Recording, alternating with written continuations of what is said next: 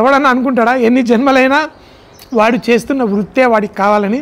నాకైతే ఎన్ని జన్మలెత్తినా దేవుడా నన్ను వంటోండే చేయి. మీకు ఈరోజు ఒక స్పెషల్ డిష్ చేస్తున్నాను, నాకు చాలా చాలా ఇష్టం. ఈ పన్నీరు, పాలకూర, మెంతి కూర, ఈ 3 కాంబినేషన్ అట్లా ఇట్లా ఉండదు. అసలు 5 స్టార్ హోటల్లో అయితే దీని గురించి పడి చేస్తారు. ఫస్ట్ కొంచెం నూనె వేసుకుందాం. అయితే తాలింపు ప్రతి దానికి మనం వేయాలని ఏం రూల్ లేదు. తెలుగు వాళ్ళకి ఏంటంటే తాలింపు వేయకపోతే అసలు కూరనే కాదు. సో మరి ఫస్ట్ దీంట్లో జీలకర్ర వేసుకోండి. అయితే చైనీస్ వంటల్లో వాటిల్లో ఏంటి అంతా అల్లము, వెల్లుల్లి, ఈ 2 వేసామనుకోండి అసలు కిచెన్లో వచ్చే సువాసన అంతా ఇంత కాదు. మరి బెడ్రూమ్లో వచ్చే మల్లెపూల సువాసన కంటే కిచెన్లో వచ్చే ఈ సువాసన రెట్టింపు ఎక్కువగా ఉంటుంది మజా. సో ఇందులో అల్లం, వెల్లుల్లి, ఇది నేనే కాదు చైనీస్ వాళ్ళు అన్నిట్లో వంటల్లో వేసుకుంటారు.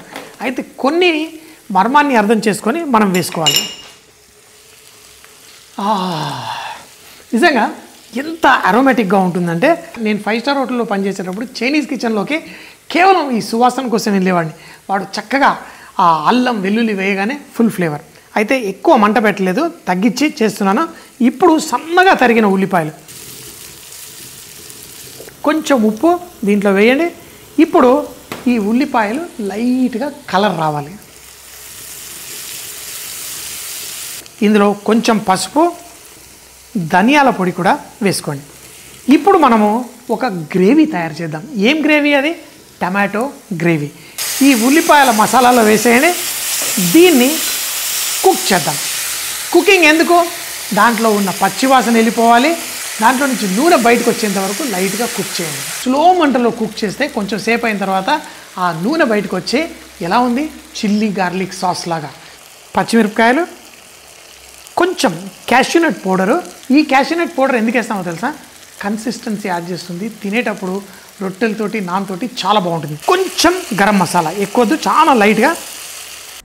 ఇది మెంతెం కూర, ఇది పాలకూర.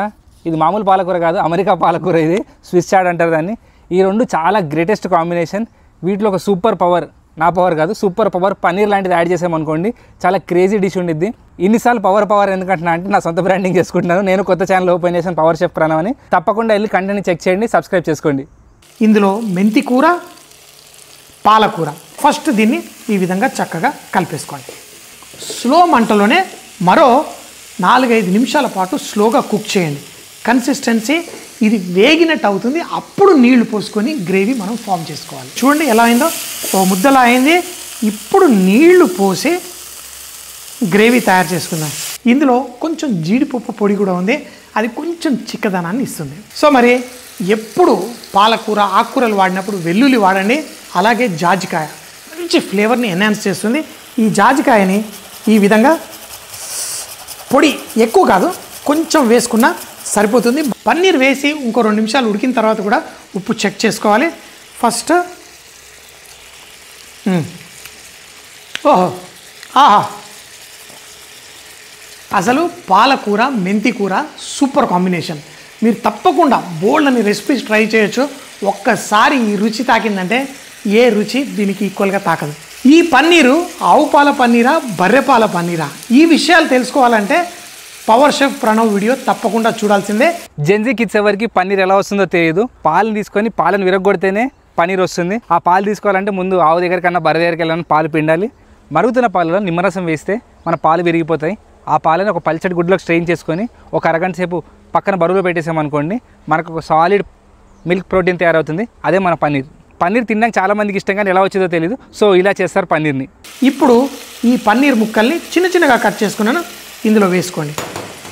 దీంతో పాటు 1 నిమిషం అవ్వగానే నేను కొన్ని చెర్రీ టమాటాలు ఉన్నాయి, అవి వేసుకుంటాను. తినేటప్పుడు భలేగా ఉంటుంది. ఈ చెర్రీ టమాటాలు ఈ ఫ్లేవర్ అంతా చక్కగా చీకేసి, అంటే పీల్ చేసుకొని భలే పర్ఫెక్ట్గా ఉంటుంది. ఎక్కువ కుక్ చేయొద్దు, కేవలం ఒక 30 సెకండ్స్ అయితే చాలు. చూడండి ఎంత పర్ఫెక్ట్గా ఈ పన్నీర్ ముక్కలు, ఈ ఆకుకూర అన్నీ ఒక చక్కటి కౌగిలిలో మంచి రుచి మనకి అందించడం కోసం వాటి ప్రయాసం అవి చేస్తూ ఉన్నాయి. మనం చేసిన ఆకుకూర, ఆ కూర చూస్తేనే మనకి ఓహో ఓహో అని ఉంటుంది. అయితే ఇది ఎంత ఫ్రెష్గా తింటే అంత బాగుంటుంది. ఇది ఒక మధురమైన, మనందరికీ చాలా సంతోషాన్ని ఇచ్చే అద్భుతమైన కూర. ఈ పన్నీరు ఇట్లా నోట్లో పెట్టుకోగానే మెల్ట్ అయిపోతుంది. మా ఆవు పాలతో చేసిన పన్నీర్ మంచి మనసుతో తింటే ఎటువంటి ఫుడ్ అయినా అమృతంలా ఉంటుందంటారు. సో ప్రతిరోజు మీరు అమృతంలా తినాలి అని నేను ఆశిస్తున్నాను. దానికి మంచి రుచులు చేసుకోవాలి. ఉల్లిపాయలో తినడం మజా ఎంతమందికి తెలుసు?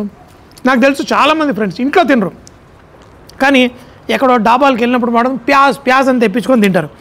మన ఇంట్లో కూడా ఈ కూర చేసుకొని రొట్టెతోటి ఆ కొంచెం ఉల్లిపాయ ముక్క కట్ చేసి వేసుకుంటే అది ఇంకో లెవెల్కి వెళ్ళిపోతుంది.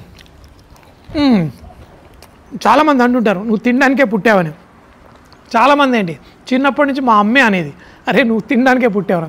ఎందుకంటే తినడంలో ఉన్నంత ఆనందము, తినడంలో ఉన్నంత ఆ సంతృప్తి వేరే దేంట్లో దొరకదు.